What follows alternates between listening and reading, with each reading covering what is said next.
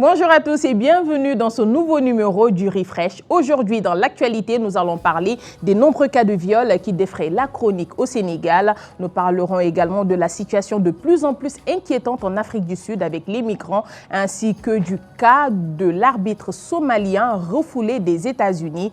Le Hello Refresh s'intéressera aujourd'hui. Nous irons en Gambie et vous aurez bien évidemment vos chroniqueurs préférés sur le plateau. Le développement, c'est maintenant. Soyez les bienvenus dans ce nouveau numéro du Refresh. D'abord, coucou tout le monde. Bonjour, Amina. Charmante huilée, comme d'habitude. Ça va très bien et toi? Ça va. Super. La semaine, elle s'est bien passée? Très bien, ça va, on ne se plaint pas. Beaucoup de tendances côté actualité? Plus ou moins, on en reparlera d'ailleurs dans quelques instants. C'est tout à l'heure. Diagne? Hello Aminata, hello tout le monde. J'espère que vous allez bien et que vous avez passé un excellent week-end. Et une très bonne semaine, bien sûr. Vous le savez, Diagne, c'est notre élément perturbateur. Hein. Je ne sais pas si vous savez. Grand Hibou. Bonjour Aminata. Ça va? Ça va, tranquille. On va essayer d'exposer sur une idée, de voir un fonds de garantie pour les parieurs. Parce qu'il y a beaucoup de conséquences sociales, sanitaires et même de la sécurité. Parce que les paris en ligne sont plus facilités à l'heure de la digitalisation. On parlera d'une éventuelle solution. Vous l'avez bien compris, aujourd'hui, nous parlerons dans l'édito du Grand Hibou des jeux de hasard. En attendant, Ibi, ça va? Salut Amina. Alors, le trade? Oui, aujourd'hui, on va s'intéresser à la Coupe du Monde et aux difficultés d'accès aux États-Unis pour les supporters, mais également pour les officiels de la FIFA, avec le cas de l'arbitre somalien en particulier. Ce sera tout de suite sur le street. Voilà, vous allez retrouver tout à l'heure nos chroniqueurs très pointus.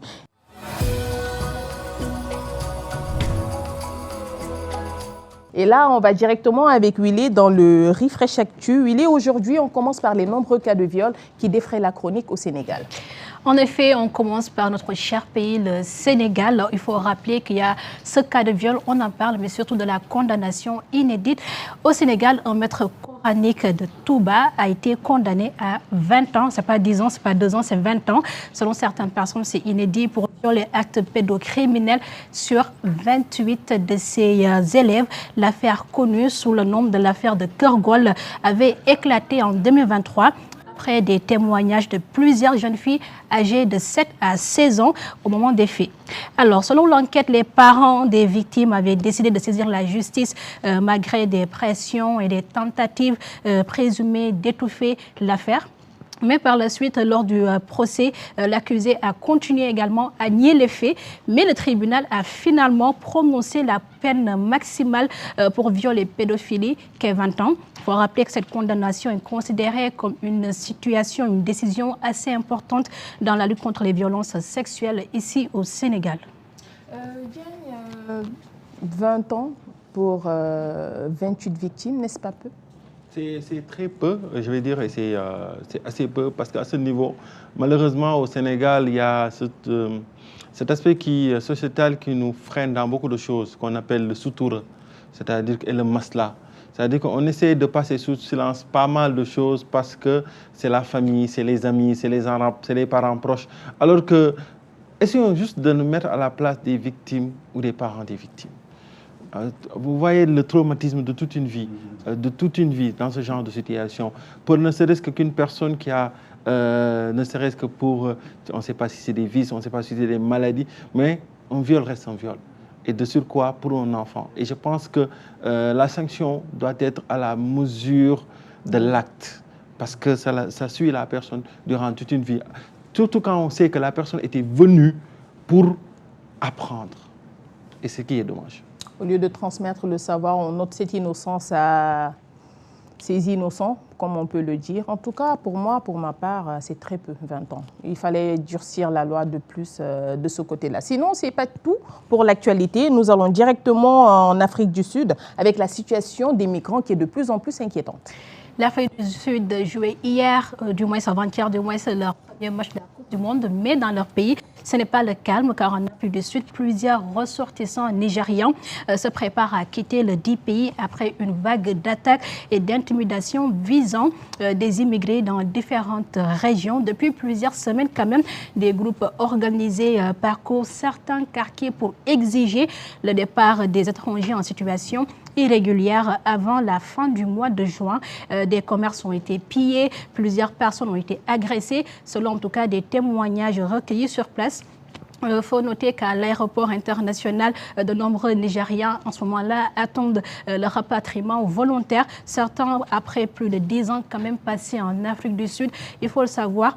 Les autorités nigérianes évoquent un climat de peur et d'intimidation grandissant, tandis que les autorités sud-africaines affirment appliquer les lois migratoires du pays. Mais cette nouvelle vague de tensions relance quand même un débat assez intéressant, Amina. C'est sur la xénophobie et la violence contre les immigrés en Afrique du Sud. Ce n'est pas tout dans cette actualité-là. Diane, tu voulais réagir? Oui, surtout par rapport à cette actualité, parce que je pense que l'Afrique du Sud a joué hier son premier match, avant-hier son premier match de Coupe du Monde. On a dit que c'est toute une partie de l'Afrique, ou bien si ce n'est tous les Africains qui supportaient le Mexique, et ils ont vu ça. Maintenant, à leur défaveur, parce qu'aujourd'hui, c'est très triste que les Nigérians rapatrient leurs compatriotes, parce que si ça en arrive à ce niveau, ça veut dire que la situation, elle est très, très, très grave. Et ça se répète même sur le plan politique. Quand une nation va représenter au continent, parce que l'Afrique du Sud fait partie des 10 pays africains qualifiés pour la Coupe du Monde, et que quand elle joue sur les réseaux sociaux, qui sont quand même un moyen où on essaie de tâter le poulpe des sentiments et des opinions, qu'on se rend compte que la majorité des Africains, et même moi j'ai vu des vidéos sur les réseaux sociaux où les gens qui étaient là-bas, les Africains qui étaient là-bas, portaient des maillots mexicains pour dire qu'on se désolidarise avec vous parce que vous avez trahi l'histoire d'un continent. Vous avez trahi vos frères sur notre propre terre, et alors que tout un continent s'est battu à vos côtés durant une période où vous avez eu besoin de ces Africains. Je pense que c'est très triste. Le gouvernement sud-africain a intérêt à se ressaisir, à communiquer, parce que jusqu'à présent, leur réaction est jugée assez timide par rapport à ce qui se passe sur le terrain. Il y a des communiqués, il y a des choses qui se disent ça et là, mais on sent que l'approche électorale, on touche un peu, on caresse un peu dans le sens du poil, parce qu'on ne veut pas affaiblir ou blesser un potentiel électorat. Alors que quand l'unité est touchée, au Sénégal, ça s'est passé ici, il y a eu des discours, il y a eu pas mal de choses qui ont été dites, mais il a fallu que le Premier ministre, devant l'Assemblée nationale, dise qu'il y a certains discours qui ne nous ressemblent pas.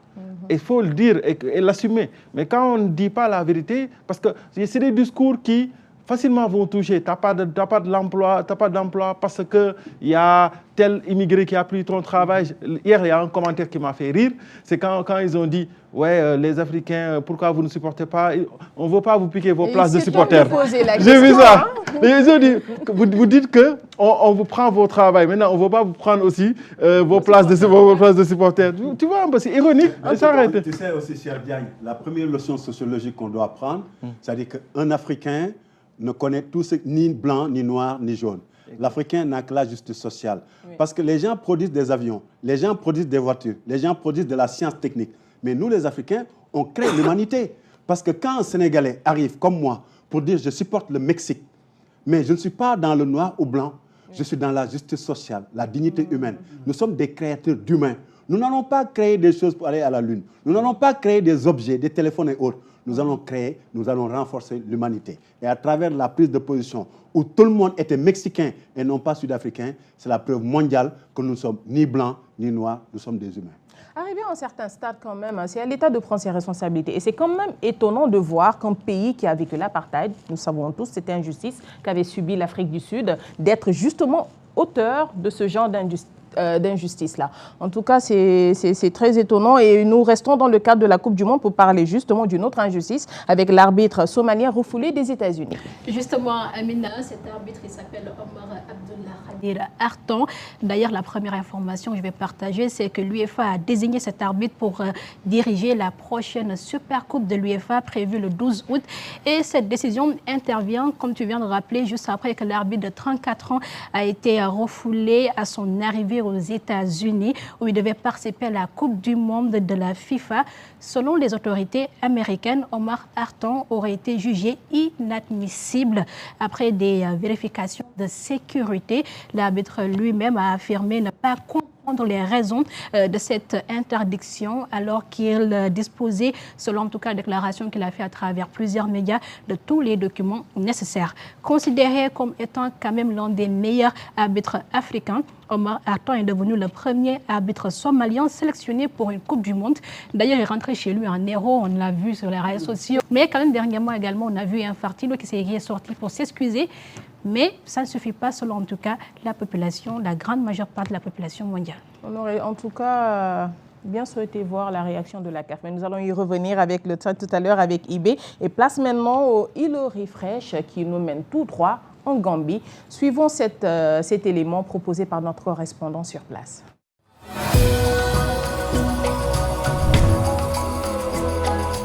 jaajëfal yéen mi nga xamante ne yéen a nekk di seetaan le Fresh TV jamono ji ñun lañ nekkal fii ci Banjul de Gambia njiiti réew mi président Adama Barrow lii mooy ñaareelu mandaam te bu mu ñëwee ci gouvernement bi ba léegi moom ak nguuram jot nañoo def ay liggéey yi nga xamante ne ku nekk seede na ko dañoo dugg rek am waxtaan ak ñi nga xamante ne ñooy Gambien si ñuy wax ñu seen xalaat ak gis-gis ci nguuri président Adama Barrow. Yàlla man ma benn problème ak nguur gi waaye ñun ci suñ bopp ñun dañ am problème ak nguur gi because lan moo waral loolu mooy dëkk bi ni moo doxee spécially depuis Tabaski nga rey saxaar dugal ko ci biir fridge bi yaa ngi am njaboot fi mu nekk nii ñëpp xam nañu dunda bi dafa metti kenn jàngal hôpital fekk pare fi mu nekk nii léegi fi mu nekk nii tàngaay baa ngay ñëw nga yóbbu ñu tam si tàngaay bi fi mu nekk nii amatuñu courant amatuñu dara te ñu ngi fay suñu biir ñu ngi fay everything nañu wax ni lan moo xew si biir dëkk bi wax dëgg yàlla dafa metti. On my own point of view dëgg ñu ngi try on road networking am nga boobu it's going well just recently nag ñu ngi am failure on lights and whatever but am nga recently la waaye ñu ngi try on road network soo ko xoolee si provinces bi they are doing their best. waaw loolu laa wax ni rek mun loo wax ne diw defu dara macha allah lu mu def ñu wax ne def na loolu leneen lu si des ñu wekkante xel loolu mooy yóbbu réew mi waaye soo toogee nga wax ne diw defu dara man ànduma loolu waaw lu mu def daal nañ ko jaaramal si loolu leneen lu si des ñu bokk ko ñu liggéey ko. xaalis laa doy yëngu waaye ma gis ne léegi courant bi amut ma tourné di lakk beñe di xaalaale parce que mun ma toog noonu ba courant bi ñëw xaw ma dina ñëw léegi wala du ñëw léegi borom njaboot munu toog. moo tax ma jàpp si beñe bi te si kanam. waaye li nga xam ne nag moom mooy dundinu askan wi nga xam ne moom mooy seen problème loolu moom gouvernement bi di ci dee wax waaw te dafa war léeg-léeg gars muy génn sax di wax maanaam li nga xam ne moom jafe-jafe yi nga xam ne moom la doomu aadama yi dund maanaam bu ci jëful tamit mu di ci wax askan wi man di ko déglu xam ne kii mi ngi bàyyi xel askan wi waaye amul lenn loo xam ne askan wi moom gis nañ ci seen bopp jafe-jafe yi ñuy dund dafa bari de. Merci pour cet élément. Diagne, à en juger les témoignages des populations, ça en dit long sur le bilan du président. Moi, je pense que, en fait, si on entend bien ce qu'il dit, c'est un bilan mitigé à leur avis, avec pas mal de problèmes. Quand j'ai entendu les problèmes d'électricité, quand même, je me suis remémoré Sénégal 2011-2012. 3 jours sans électricité, quand même, pour un pays qui aspire à un certain niveau de développement, c'est quand même pas évident. Et le mot aussi qui est revenu, c'est que, comme nous l'avons dit, il faut que le gouvernement accepte de criticiser. Voilà, donc c'est quelque chose que les peuples africains réclament, parce que la critique, elle est naturelle quand on veut faire les choses. Mais je pense que sur ce point-là, la Gambie a beaucoup évolué, si on analyse sur ces dernières années, sur cet aspect. Mais bon, je pense qu'il y a tout à faire. Nous, parfois, il nous arrive de passer par la Gambie, de voir, on sent qu'il y a un potentiel à exploiter, il y a pas mal de choses à faire, mais bon, ils apprécieront eux-mêmes, parce que les élections, c'est bientôt, c'est en décembre, oui. Et je pense que le peuple aura la souveraineté de choisir entre ce président et qui est-ce qu'ils vont élire pour les prochaines années. Mais, Amina, excuse-moi, on sent quand même un problème, bien un manque de communication entre le gouvernement et la population. Dans l'interview, il y a une dame qui disait on entend une guerre par-ci, par-là, mais on ne comprend pas parce qu'il n'y a pas d'explication logique. On entend également la première personne qui a pris la parole pour dire que le président doit communiquer avec la population. Donc il y a un problème de communication entre le gouvernement et la population actuellement, et ce n'est pas la meilleure idée à tenir. En tout cas, la meilleure posture, du moins, c'est à avoir durant ces périodes. Au Sénégal, on a connu plus ou moins ces situations-là, et je pense que la communication a été la chose qui nous a aidés. La communication, elle est essentielle dans ce cas de figure-là. Et là, nous allons passer à l'édito avec Grand Hibou.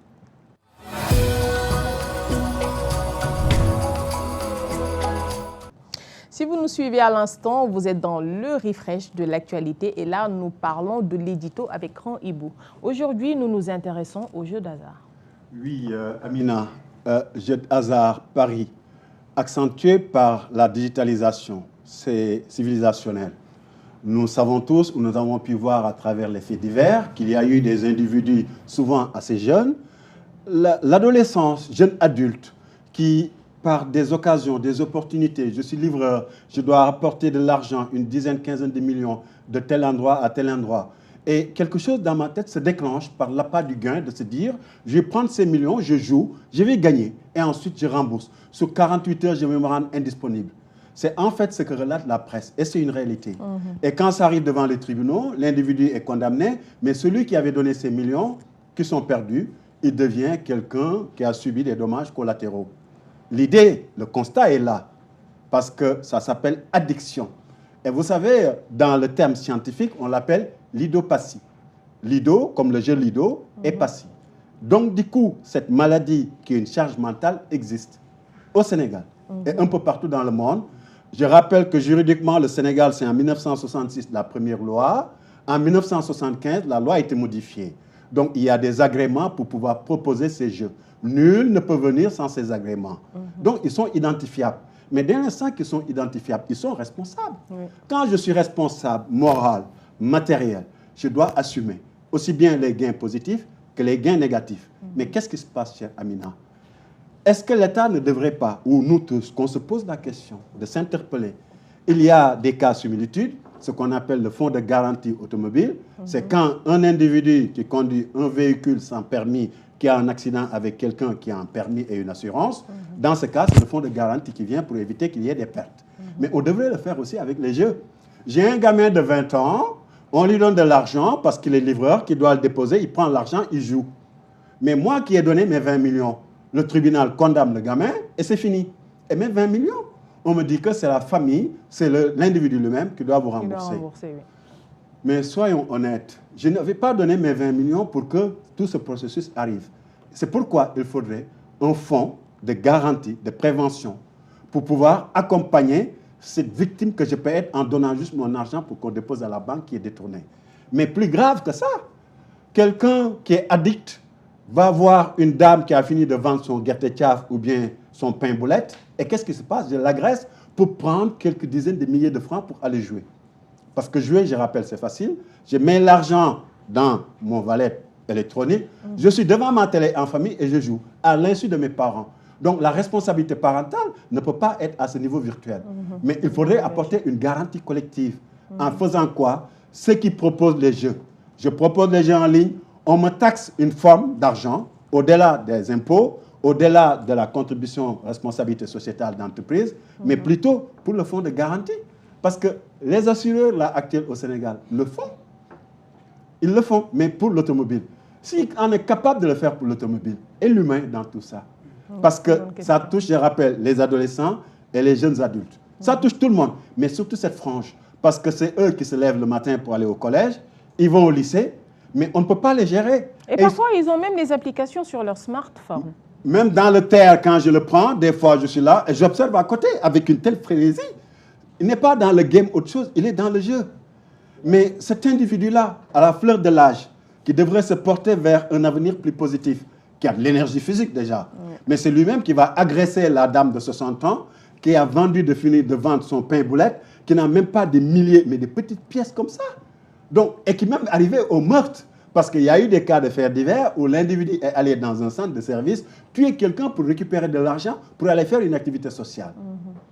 Donc, ces drames-là, pour les empêcher, c'est d'anticiper sur la collecte de fonds. Et même si on part dans la réflexion, mais je mise 100 000 francs, je gagne 10 millions. Mais si ça ne tenait qu'à moi-même, on va prendre les 9 millions et on te donnera qu'1 million de francs. Parce que tu n'as misé que 100 000 francs. Et les dégâts collatéraux sont immenses. Voilà en tout cas l'idée de pouvoir se dire pourquoi on ne mettrait pas un fonds de prévention et de réduction, parce que le zéro ne va pas exister. Il y aura toujours des cas, mais qu'on fasse le maximum pour limiter ça. Un édito très pertinent, n'est-ce pas, Diane? C'est quand... vraiment des problèmes avec les parieurs. Oui. Tu veux prendre leurs 9 millions et les donner. Là, tu vas causer beaucoup de problèmes. Mais l'État le fait déjà. Avec les taxes. L'État le fait déjà. Prendre 9 millions sur 10 millions.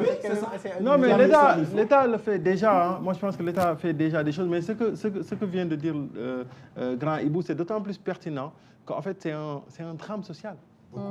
Les gens, ils ne s'en rendent pas compte, mais c'est un drame social. C'est-à-dire que l'addiction est quelque chose sur lequel la personne elle est convaincue qu'elle va réussir à gagner quelque chose. Et les actions sont telles que la personne elle va se dire non, c'est possible, je peux le faire. Quand je vois un peu la une des journaux, quelqu'un qui était caissier à la banque, agent de banque, on dit qu'il a détourné 10 millions pensant qu'il aurait pu gagner, agent de multiservice, pensant qu'il aurait pu gagner. Je pense qu'il faut qu'on retourne à la base, en fait. C'est-à-dire que dire aux gens, l'argent se gagne à la sueur de son front. Ça, c'est assez clair, en fait. Je pense que c'est des choses sur lesquelles on doit dire les choses, on doit dire la vérité. Et ça, c'est une question d'éducation, de génération, et c'est à la base, en fait. C'est-à-dire que le jeu des arts peut être une passion. Hein. Il y en a qui le font par fun, par feeling, par passion. C'est parce que c'est un passe-temps pour eux. Parce qu'ils ont de l'argent. Il y a des gens, voilà, ils ont de l'argent, le samedi soir, le vendredi soir, ils vont faire le poker, ils peuvent perdre 50 000 $, c'est pas le problème. C'est juste quelque chose. Mais pour un garçon qui a l'avenir devant lui, qui peut étudier, qui peut aller travailler, qui peut avoir des revenus, qui ne pense pas que c'est à partir de jeux d'hasard qu'il peut avoir une villa, une Mercedes, une berline, voilà, construire une belle maison. Parce que malheureusement, il y a aussi l'effet des réseaux sociaux. C'est-à-dire que dans les réseaux sociaux, j'ai vu, il y a un débat qui s'est tenu un jour où on a dit, en fait, dans les paris, il y a ce qu'on appelle les comptes bookmakers, c'est-à-dire que ceux qui attirent les autres pour parier. C'est-à-dire que ces gens-là qui disent que, ouais, je te donne un code promo, je te donne ceci, je te donne cela, moi j'ai réussi à gagner ça, je te donne un bon... C'est un monde dans lequel j'ai carrément baigné pour pouvoir comprendre comment est-ce que les gens réfléchissent. Moi, je dis que la seule chose qui est mauvaise, c'est l'addiction. C'est l'addiction, c'est de se dire que je peux régler un problème en passant par ces jeux d'hasard. Et que je peux prendre temps.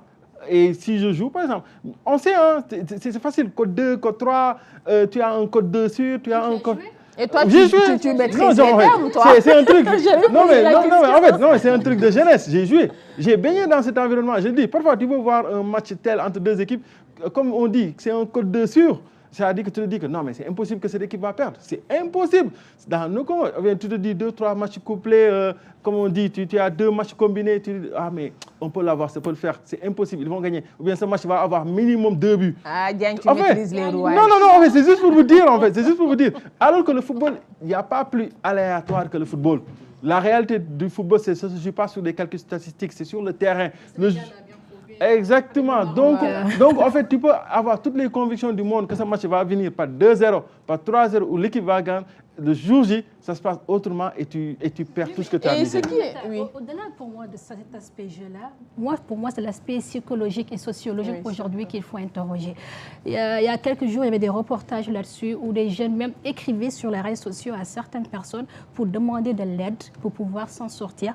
Parce qu'à un moment donné, ils étaient arrivés à un niveau où ils ne savaient plus quoi faire.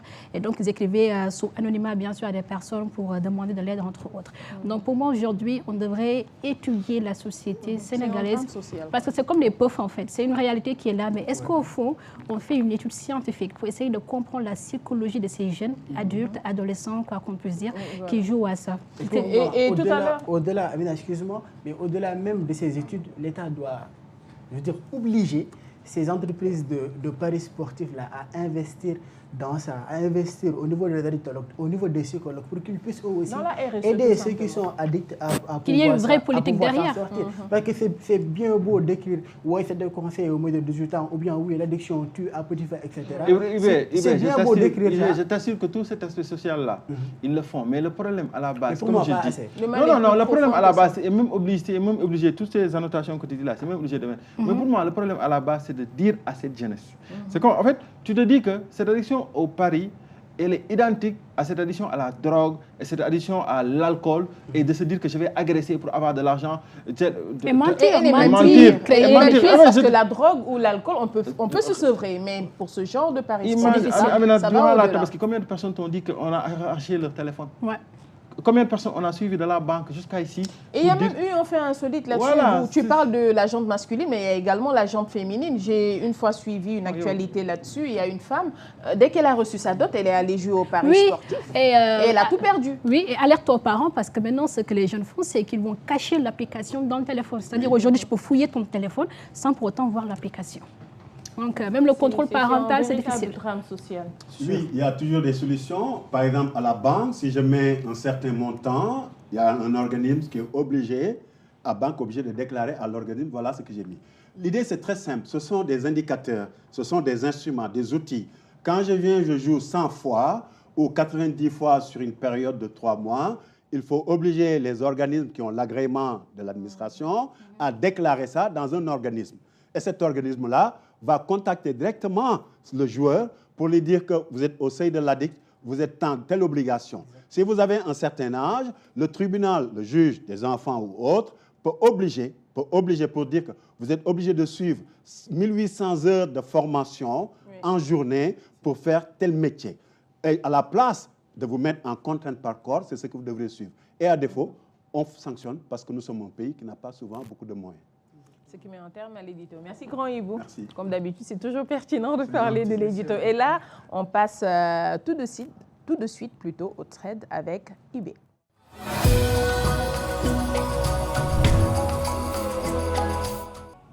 Alors, dans le trade d'aujourd'hui, nous parlons toujours de la Coupe du Monde avec ses difficultés des supporters de se rendre aux États-Unis, n'est-ce pas? Oui, non, en effet, la Coupe du Monde, on le savait tous, c'était la fête du football. C'était le moment où tous les férus de foot, tous les fans de foot se retrouvaient pour s'amuser, pour supporter leur équipe, etc.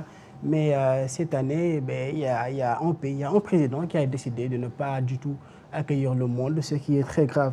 Donc on commence par le symbole le plus fort. Willy en a parlé tout à l'heure, Omar Abdelkader Artan, qui est le meilleur arbitre africain 2025, qui a été désigné par la FIFA pour officier lors de ce mondial. Alors il a été refoulé à son arrivée à l'aéroport de Miami, malgré un visa valide, avant d'être renvoyé vers Istanbul. La Somalie fait partie des pays dont les... Oui, il a été à Miami. Il est entré quand même. Hein. Il est entré aux États-Unis. Miami, quoi. Miami. Carrément. Alors, la Somalie fait partie des pays dont les ressortissants sont sujets d'une interdiction de voyage aux États-Unis par l'administration Trump. Trump, on le sait, avait déclaré il y a quelque temps que la Somalie était l'un des pires pays du monde, si ce n'était pas le pire. La FIFA le savait, mais elle l'a quand même désigné. Et quand Trump a dit non, la FIFA a capitulé en une ligne. La FIFA ne s'immisce pas dans les procédures d'immigration du pays hôte. Traduction, on fait le casting, mais on ne protège pas assez nos arbitres. C'est ce que la FIFA a répondu à Trump. Alors, Artan devait être le premier arbitre somalien à officier en Coupe du Monde. Il verra son rêve brisé à l'aéroport de Miami. Et comme l'autre consolation, Will l'a rappelé tout à l'heure, l'UEFA l'a invité à venir arbitrer la finale de la Super Coupe d'Europe qui se déroulera au mois d'août et qui opposera le Paris Saint-Germain à Aston Villa. Et moi qui pensais que le sport brisait toutes les barrières. En réalité, on peut constater une chose qui est très simple. Il y a ce qu'on appelle un modèle de passeport diplomatique. Quand vous avez un passeport onusien, vous accédez partout. Est-ce qu'un Somalien peut accéder au siège de l'ONU? Oui. Donc, dans ce cas, l'apprentissage qu'on peut en tirer, c'est de se dire que quand on est de la FIFA, de la CAF ou de l'UEFA, on aura un passeport diplomatique FIFA. La nationalité ne va plus primer parce que l'administration américaine n'est pas du jour, il y a fête ou pas, un process de conformité juridique. Va mettre votre passeport, voir que vous êtes somalien, c'est interdit, vous n'accédez pas. Mais c'est là où, par contre, l'humanité, la civilisation a toujours eu à rebondir quand il y a un problème. Quand un drame se passe, on cherche les solutions. Ce qu'il faut, c'est maintenant que la FIFA puisse avoir un passeport comme le service onusien pour permettre que la nationalité ne soit pas le premier élément à tenir en compte. Et ce n'est pas que l'Afrique qui est concernée par cela, il y a également l'Iran qui a fait cas.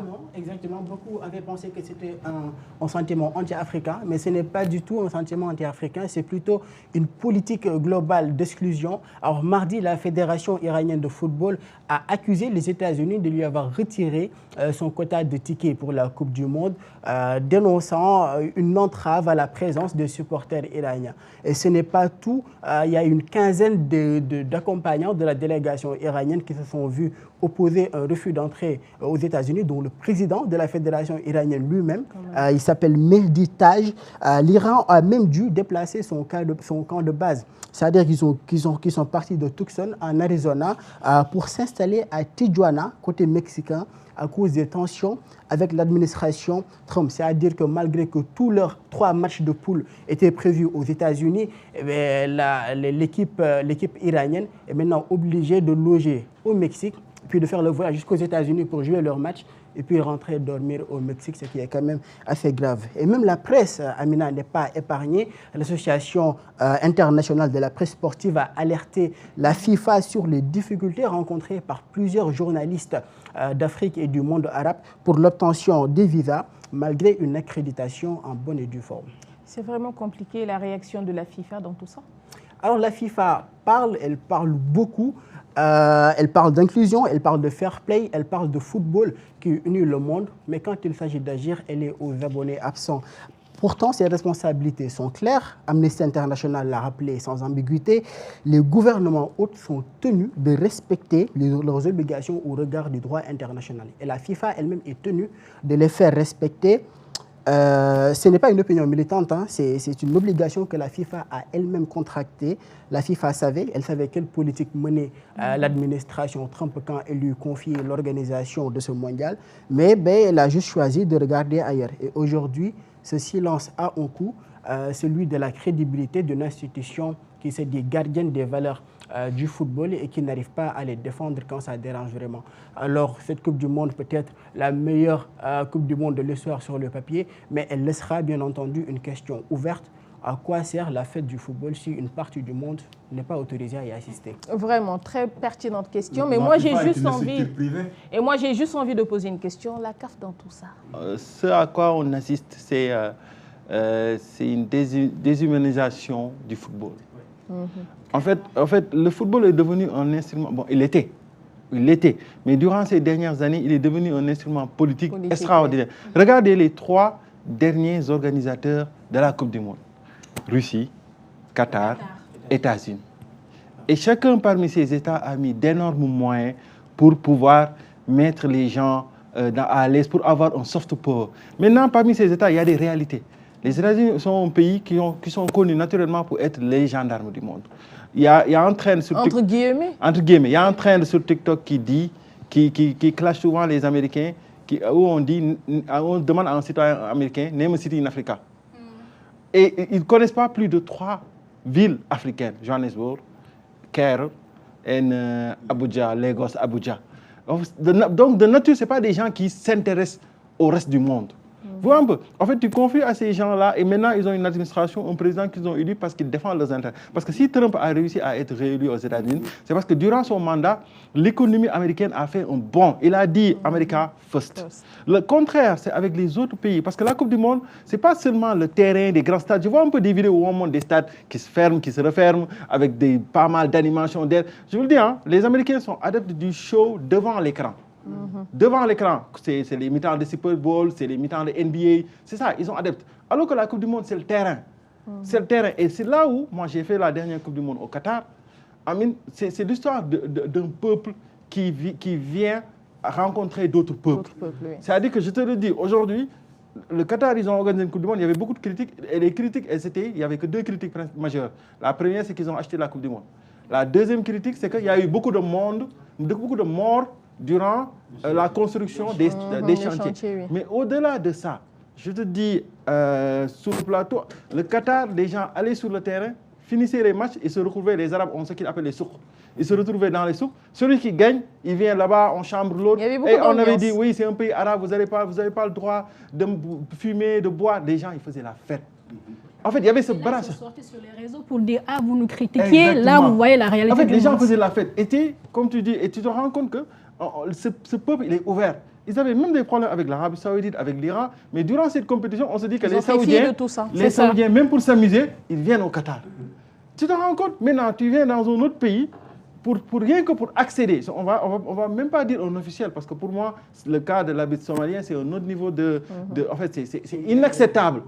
C'est inacceptable. Maintenant, on parle des supporters. Tu vas voir des gens, par exemple, en Amérique latine, on parle des Africains, mais le gars, il a construit un mur entre les États-Unis et le Mexique. Tu vas penser qu'il va laisser passer les gens. Donc, on revient sur un principe d'où les supporters qui cotisent des années pour pouvoir assister à une fête du football mondial. Le football, c'est une fête. Il y a des gens à qui le football, il y a des détails qui les intéressent pas. Le football, il est censé ouvrir des portes. Je me rappelle le premier match de la Coupe du Monde, le deuxième match où l'Arabie Saoudite avait battu l'Argentine. Les supporters argentins, ils étaient venus en nombre, c'est bon. Comme les Sud-Américains, de manière générale, ils cotisent durant une année, ils viennent en famille. Équateur, ils viennent en famille pour regarder. On les avait battus, mais ils restent. Ils s'étaient restés, ils s'étaient pavanés à Oda. Et le pire, les Américains, ils ont augmenté le prix des transports publics. Ouais. Au Qatar, les transports publics étaient gratuits. Tu te rends compte, en fait, c'est des choses sur lesquelles on se dit que les gens sont venus pour la fête. Ce n'est pas un business. Mais quand tu veux te redonner l'image de maître du monde, d'ange de la paix, je suis le meilleur. En fait, le sport a ses réalités. Il y a un joueur de basket, pour conclure là, américain, qui avait dit une fois, quand les joueurs de NBA gagnaient un championnat de billets avec une bague World Champion, il leur a dit World Champion of what? C'est-à-dire que vous êtes là aux États-Unis, vous croyez. Et la preuve, ils sont allés en Coupe du Monde ou aux Jeux Olympiques, on les a battus. En Coupe du Monde, je pense, de basket, on les a battus. Donc c'est des gens qui ne pensent qu'à eux, qui ne pensent qu'à leurs intérêts. Maintenant, c'est aux gens qui sont dans ces instances, parce que ces instances, comme la FIFA, comme la CAF, sont devenues des instances éminemment politiques. Pourquoi lui, comment ça s'appelle, le président de la FIFA, il n'ose pas dire. L'ancien président de la FIFA, il a été arrêté où? C'est vrai. Il a été arrêté où? Les Américains, là, il y a des choses sur lesquelles ils ne badinent pas. Donc, si tu es éthique, si tu fais prévaloir ce que tu fais et tu ne fais vivre que pour la valeur du sport, tu vas agir en vrai. Parce que ce sport vit des gens qui le vivent par leur passion. Si aujourd'hui on vend des droits de télévision à milliards de dollars, c'est parce qu'il y a des gens qui regardent derrière, malheureusement. Est-ce que vous savez une chose? Diagne, il a développé, même Doyen et le reste du groupe, jusqu'à présent, vous n'avez pas répondu à ma question. La CAF, tout ça. Pourquoi vous la même Alors, c'était juste pour apporter un coup de fraîcheur. C'est la fin de la première partie. On se retrouve tout à l'heure dans la seconde partie. Merci de nous retrouver dans cette seconde partie du Refresh. Et là, nous allons parler directement de ce reportage que nous propose Moussa Mané sur les professionnels des Jakartaman que je vous propose de suivre.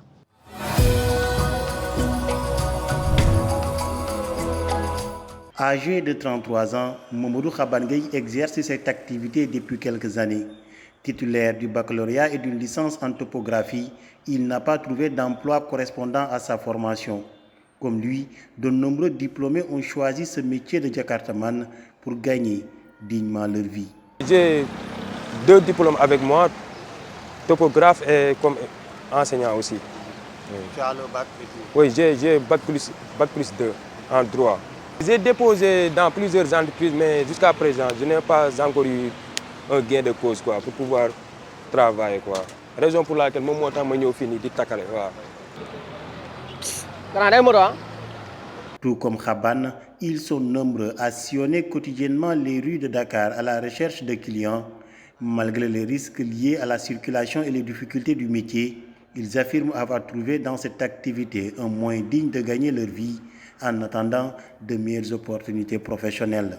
Métier terre lañ yëngu quoi dañ leen ñëw bon nekk nañ ci depuis 2006 ba 2023 waaw mais gisuñ benn changement quoi quand affaire bi métti na. Autorité maa ngi leen di wax daal ñu gëstu ndaw ñu quoi parce que ñun ñoo leen fi teg waaw mais jusqu'à présent ñun mënuñ ñoo satisfaire quoi. Les Jakartaman font désormais partie intégrante du paysage urbain. Pour beaucoup d'entre eux, cette activité représente bien plus qu'un simple moyen de transport. C'est une source de revenus, un refuge face au chômage et un espoir en attendant des lendemains meilleurs. Ils sont diplômés, ils ont fait des études hautement quand même et n'empêche, ce sont des Jakartaman. Oui, c'est à l'instar de M. Khaban là qu'on vient de voir sur la vidéo. Il y a beaucoup de jeunes dans la banlieue, partout dans le Sénégal, qui ont étudié, qui ont leur diplôme, mais qui sont obligés de reverser dans la livraison à moto, faute de trouver des postes stables dans leur domaine de prédilection. C'est dommage, mais tout cela est causé par ce chômage endémique là des jeunes qui ne savent pas quoi faire et qui doivent nécessairement trouver quelque chose à faire parce qu'ils ont des besoins, ils ne peuvent plus compter sur leurs parents, ils ont atteint un certain âge, il faut qu'ils puissent se débrouiller tout seuls. C'est pour ça qu'ils sont obligés de faire ça. C'est dommage, je crois que l'État doit plus les prendre en considération, essayer de faire en sorte que les gens puissent travailler dans leur métier de prédilection. C'est important. Ils ne sont pas moins méritants que les autres, ils ont fait des études comme tout le monde. N'empêche, ils pratiquent ce métier pour subvenir à leurs besoins. Diagne, on peut dire qu'il y en a beaucoup quand même qui pratiquent et qui s'en sortent avec ce travail-là. Ah, mais c'est un travail valeureux qui est non sans risque. Parce qu'au quotidien, ils sont sur la route. Tu vois, il y a leur situation avec soit les taximans et surtout par rapport aux tracasseries routières qu'ils font face avec certaines forces de l'ordre. Ce n'est pas évident. Moi, je pense qu'il faut juste encadrer. Parce que dans d'autres pays d'Afrique qui nous suivent d'ailleurs, tu verras que tous les Jakartamans, tous les conducteurs de mototaxi, comme on dit, ont un gilet avec un numéro d'identification. Et quand tu vas prendre un mototaxi qui n'a pas de numéro d'immatriculation, on va te dire que c'est à tes risques et périls. Je pense qu'il y a besoin de les encadrer. Je pense que ce n'est pas évident d'avoir un certain niveau d'études, de ne pas trouver de l'emploi, parce qu'il y a de l'argent à gagner. Il y a de l'argent à gagner dans ce métier et des opportunités aussi, parce que tu ne sais pas qui, tu vas faire une course pour qui. Et là, vous savez, nous sommes dans la seconde partie. Nous avons déjà la charmante Laura. Il n'y a que de charmantes dames dans le refresh. C'est ce que j'allais dire. De nous rejoindre sur le plateau. Merci de m'accueillir sur le plateau. C'est toujours un plaisir de revenir chaque semaine dans le refresh. Cool, avec grand plaisir. Et on a également Mohamed Sis qui d'ailleurs va nous présenter tout de suite le Digital Trend. Très heureux de retrouver le plateau du refresh. C'est tout de suite. Alors, Mohamed Sis, on a quoi aujourd'hui au menu du Digital Trend? Alors aujourd'hui, on va parler de la Coupe du Monde qui a démarré hier avec une cérémonie d'ouverture qui quand même a suscité beaucoup de débats, notamment sur la présence de Shakira. Oui. Il y a eu des théories du complot disant que est-ce que c'est bien elle qui était là ou pas. On a vérifié et on s'est rendu compte effectivement c'était bien elle. Pourquoi? Parce que tout simplement les fans l'ont également reconnue à travers ses lunettes et une cicatrice qui indique que c'était bien elle. Et les vidéos en coulisses d'ailleurs confirment qu'elle était bien présente pour la cérémonie d'ouverture. C'est vrai qu'il y a eu beaucoup de polémiques autour de sa présence. C'est elle, c'est pas elle, la manière de danser. Il y en a qui disaient même c'est la voix de la chanteuse, entre autres. Il y a eu beaucoup de... Oui, il y a eu beaucoup de supputations sur les plateformes digitales, mais c'est tout à fait normal parce qu'aujourd'hui on est... à une Coupe du Monde qui déchaîne les passions. On est sur 3 pays. Donc, c'était la première cérémonie d'ouverture. Je pense qu'il y en aura 3 pour chaque pays. Chacun va organiser sa cérémonie d'ouverture. On va voir qu'est-ce que les États-Unis et le Canada vont proposer. Et d'ici là, on aura pas mal justement de situations à vivre lors de cette Coupe du Monde. Alors Laura, comment as-tu trouvé cette ouverture de la Coupe du Monde? Burna Boy, Shakira, parmi tant d'autres artistes. Je pense que c'est il y avait beaucoup de couleurs en tout cas. C'est ce que j'allais dire, il y avait beaucoup de couleurs. Moi j'ai beaucoup aimé bien évidemment la scénographie parce que c'est vrai que pour une cérémonie d'ouverture d'une Coupe du Monde, voilà, on va parler de football, mais en réalité c'est un spectacle avant tout, les cérémonies d'ouverture. Et c'est vrai qu'on a vu beaucoup de couleurs, on a vu les chars qui représentaient chaque pays, on a vu des monuments. Donc c'était un peu une balade, je dirais même culturelle finalement. Donc moi en tout cas j'ai beaucoup aimé le char du Sénégal. Et évidemment, et dès que le Sénégal est passé, bon après j'ai arrêté de regarder, ça m'intéressait plus, désolé, on n'est pas objectif ici. Mais bon, en tout cas, c'était vraiment intéressant dans Jeux Black. Tous les pays d'Afrique qui étaient représentés, en tout cas, on a suivi ça. Et je pense aussi que c'est l'occasion finalement de transmettre aussi un certain héritage quand on montre des lieux emblématiques d'un pays pour le représenter, des tenues, parce qu'on a vu les tenues aussi de toutes les personnes qui étaient autour des chars. Non, franchement, c'était poétique, c'était beau. Après, bon, les débats et autres, c'était un autre sujet encore, mais en tout cas, en termes de visuel, je trouve qu'on y était quand même. Une belle parade en tout cas. Alors Mohamed, si ce n'est pas tout, on va également en Afrique du Sud avec le même. En Afrique du Sud, bien sûr, qui a été battu d'ailleurs par le Mexique en match d'ouverture, 2-0. Mais il y a eu un moment de gêne chez les journalistes sud-africains notamment, parce que tout simplement, il y a eu un silence de mort après cette défaite lourde quand même en premier match, match d'ouverture chez les Sud-Africains qui l'ont très mal vécu d'ailleurs. Et aujourd'hui, ce qui s'est passé est devenu viral tout simplement parce que c'était un moment de solitude quand même qui a été remarqué chez ces consultants. Et on termine avec ce billet de match qui a atteint un certain pic. Oui, on parle de 17 999 € pour une place de match plutôt entre l'Espagne et l'Uruguay qui atteint cette somme astronomique tout simplement parce que aujourd'hui il y a eu énormément de spéculation en tout cas sur les billets des matchs de la Coupe du Monde. Il y a quelqu'un quand même qui a pu revendre à ce prix-là. On pense bien sûr qu'il y aura peut-être du popcorn ou en tout cas d'autres suppléments à ce prix. Diane, toi tu ne paierais jamais 17 000 € pour un billet. Ça dépend, hein. Ça dépend. Honnêtement, la dernière finale de la Coupe du Monde à laquelle j'ai assisté, Argentine-France, j'aurais payé 20 000 €. Non, mais honnêtement, c'est le football, en fait. Chacun a ça. Non, mais c'est en fait, c'est une question de passion. Non, en fait, pour nous, les cas sociaux, là, après, on va amener notre enveloppe. Non, mais moi, je peux payer 20 000, mais 20 000 francs CFA, 20 000 €. Non, mais ça on n'a pas la même enveloppe. Non, c'est Diane, c'est une classe au-dessus. Oui. Déjà, s'il y va, il va aller en business. Non, Diane, en fait, on se fréquente, mais nous ne sommes pas... On le connaît. C'est une question de passion. Honnêtement, c'est une question de passion. Quand vous rentrez dans le stade, vous regardez, il y a des choses, une fois dans une vie. Non, c'est vrai. Avec le sourire, je ne paierais pas pour Argentine-France, franchement. Si c'est Sénégal-France, non, mais tu as regardé là, c'était la plus Non, c'est vrai, mais même ici au Sénégal, on entend des gens crier dehors comme si le Sénégal était dedans. Hein. C'est que vraiment, c'était l'émotion. 17 000 €, c'est pas le prix d'un terrain à construire? Non, 17 000 €, c'est aux environs de 17, 15 millions, je pense, 20 millions à peu près. Ça va pour nous faire des chèques alors. Voilà. C'était tout. C'était tout? Ouais, pour Digital Trend aujourd'hui, je pense que la Coupe du Monde va nous réserver de très belles surprises. On aura beaucoup de choses à dire sur la Coupe du Monde, notamment sur les plateformes digitales. Donc, restez connectés sur le Refresh. Good. On passe maintenant à la rubrique culture. C'est tout de suite avec Laura.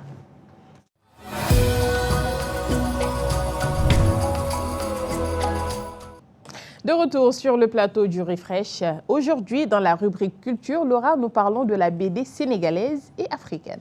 Effectivement, on va parler du développement de la BD sénégalaise et africaine, plus particulièrement du coup congolaise, de la République démocratique du Congo. Mais d'abord, j'avais une question pour vous. Est-ce que vous saviez que la bande dessinée, on l'appelait également le 9e art? Oui. Parce que normalement, ça s'arrête à 7, officiellement. Oui. Mais bon, on a décidé que le 8e art, c'était la photographie et le 9e art, c'est la bande dessinée. Donc là, c'est la 3e édition du festival de BD Ataya qui s'est tenu le week-end dernier à Dakar. Donc au-delà des planches et des bulles, cet événement, c'est devenu en fait un véritable carrefour de rencontres autour du 9e art, justement, pour engager des discussions concrètes sur le développement de la BD sénégalaise et africaine, comme on le disait.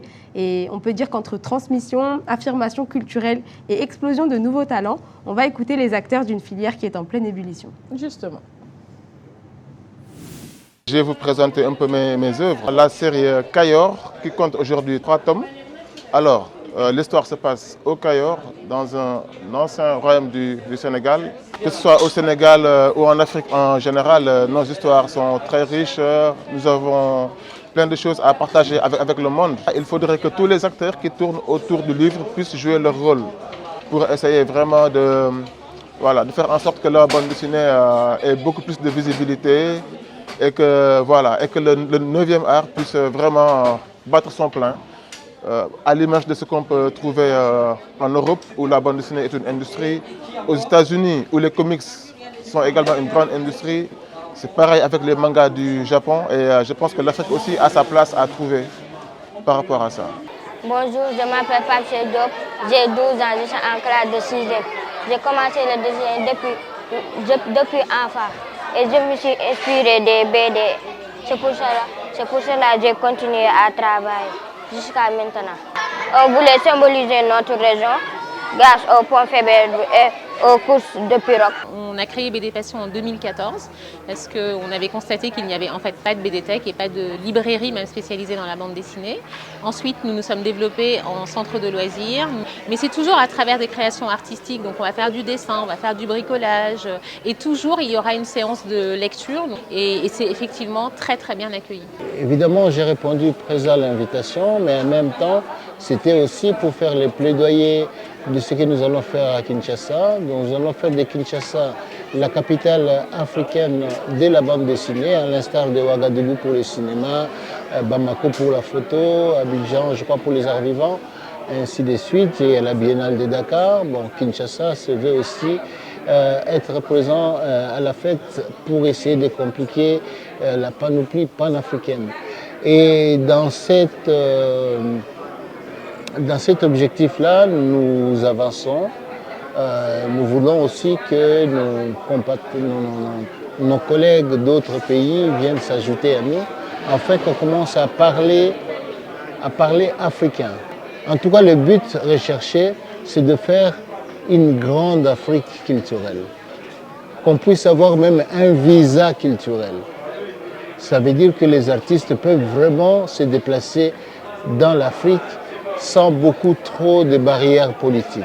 Et ici, je suis venu vraiment avec un but précis, c'est de faire de la bande dessinée une espèce de corridor pour relier les gens.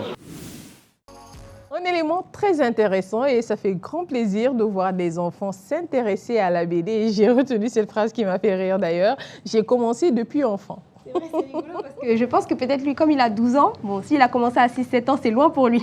Mais c'est vrai que nous, avec notre œil d'adulte, ça peut être mignon et rigolo quand même. Oui, quand même. Effectivement. Quand même. Mais ça se voit que la bande dessinée a de beaux jours devant elle, en Afrique et au Sénégal de manière particulière. Oui, vraiment, on peut dire que c'est un secteur qui est en ébullition. Après, c'est comme toujours l'accompagnement qui va permettre aussi à tous ces artistes-là de fleurir et aussi peut-être que tout le monde puisse prendre conscience qu'il peut consommer aussi de la bande dessinée. Moi, la première, c'est pas seulement pour les enfants, c'est-à-dire qu'il y a des auteurs qui font même de la géopolitique en bande dessinée. Oui. Il y a beaucoup de sujets un peu plus complexes qui sont traités en bande dessinée et c'est pas du tout réservé aux enfants comme public. Il y a d'ailleurs des bandes dessinées, celles qui marchent le plus, elles sont dessinées aux adultes finalement. C'est quoi justement l'agenda du week-end? Alors ce week-end, on a 4 dates à retenir. Donc dans un premier temps, on va aller chez nos amis de la Côte d'Ivoire, donc qui organisent le Festival international de la semaine du Kroubi. C'est du 11 au 13 juin, donc il reste du coup cette journée d'aujourd'hui. Et en fait, c'est porté par le thème cette année, la richesse de nos traditions,